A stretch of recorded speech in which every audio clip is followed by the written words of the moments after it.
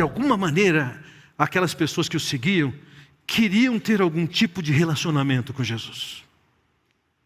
Então, nessa ocasião, o Senhor diz alguma coisa, e entenda uma coisa. A realidade desse pensamento customizado dos nossos dias, se o Senhor Jesus Cristo estivesse aqui agora, Ele não seria surpreendido. Ele já sabe. Mas esse público ficaria bastante surpreendido com o que Jesus falaria se dissesse esse discurso. Veja o que ele diz. Se alguém vem a mim, ele está falando justamente sobre aquelas pessoas que se aproximavam, a multidão que ali estava, que de alguma maneira queriam um relacionamento com ele. Vir a mim significa me seguir, significa querer se relacionar. Você quer algum compromisso comigo? Algum compromisso da minha parte? Veja, ele vai dizer aqui, no final do versículo 26, se alguém vem a mim e ama seu pai, sua mãe, sua mulher, seus filhos, seus irmãos e irmãos, e até sua própria vida mais do que a mim, não pode ser meu discípulo. Ou ainda, no versículo 27, ele diz, e aquele que não carrega a sua cruz e não me segue, não pode ser meu discípulo. A visão de Jesus não era inclusiva, tentando colocar todo mundo dentro. A gente pode negociar aqui ou ali. Não, ele está dizendo, tem condições básicas para você ser um discípulo. O que era um discípulo? A palavra para discípulo descreve um aluno, um seguidor. Um rabi, ele tinha aquelas pessoas que andavam com ele, viajavam com ele, na medida que ele ia ensinando, ele ia perguntando, colocando-os em circunstâncias que eles tinham que se virar, e tantas vezes ensinando, corrigindo, repreendendo.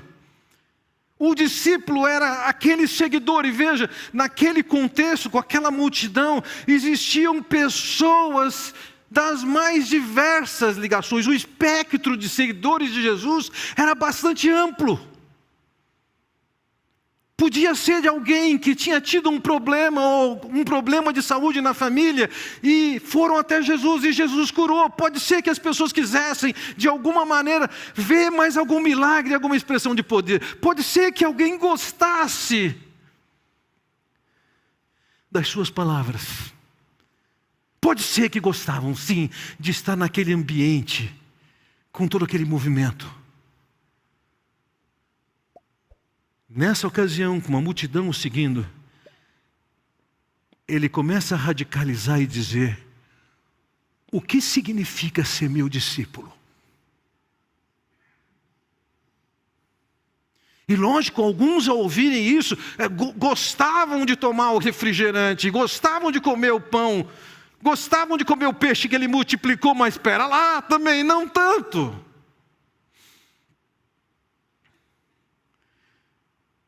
E ele vai colocar aqui, claramente, que tem que cumprir algumas coisas para ser discípulo. Final do versículo 26. Não pode ser meu discípulo. Versículo 27. Não pode ser meu discípulo. E a partir daqui ele começa a colocar que para ser um discípulo, em primeiro lugar, ele tem que abandonar certas prioridades passadas. Vamos contextualizar a passagem anterior que nós estudamos na semana passada. Nós vimos que o Senhor contou uma história de uma parábola. E na parábola falava de pessoas que foram convidadas para um banquete e elas apresentaram suas desculpas esfarrapadas porque não iam no banquete. E a última desculpa foi, não, eu sou casado. Casei esse ano. De alguma maneira, a razão por que aquela pessoa não atendeu o convite do banquete foi relacionamento. E quando o Senhor Jesus começa a falar aqui, Ele começa a falar justamente de um relacionamento. Essa mensagem é a resposta à reação que Ele estava ouvindo dos fariseus. Veja, versículo 25. Se alguém vem a mim e ama seu pai, sua mãe, sua mulher, seus filhos, seus irmãos e irmãs. Mas no final ele diz: mais do que a mim, não pode ser meu discípulo. Aquela pessoa não foi ao banquete porque o seu compromisso era com a esposa.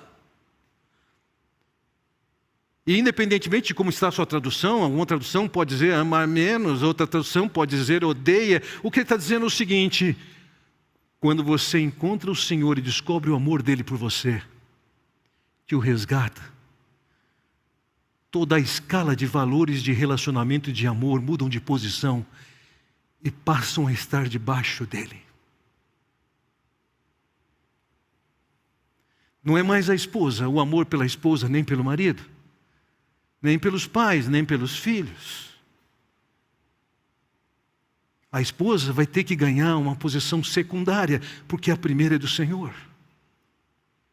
Os filhos vão ter que ganhar uma posição secundária. O que ele está dizendo é: por mais que os seus relacionamentos sejam valiosos, e eles são, uma vez que você encontra o Senhor, se você quer segui-lo, entenda uma coisa: as coisas devem estar no seu devido lugar. E em primeiro lugar no seu coração tem que estar Deus. Não é uma questão de infidelidade. Aquele que o criou, aquele que o amou, aquele que o resgatou com perdão através do Senhor Jesus Cristo, aquele que é o Senhor, está dizendo o seguinte: eu sou o primeiro. Eu tenho prioridade sobre todos os relacionamentos.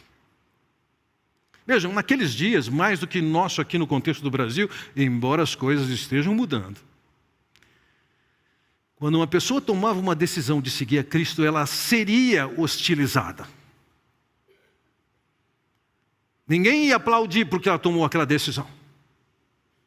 Até hoje, em certos ambientes judeus, judaicos, ou em ambientes árabes, quando uma pessoa se converte, significa, ela sabe, ela não vai voltar para casa.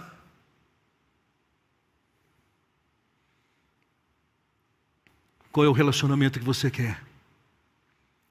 Se você quer ser meu discípulo, você vai ter que colocar sua família em segundo plano.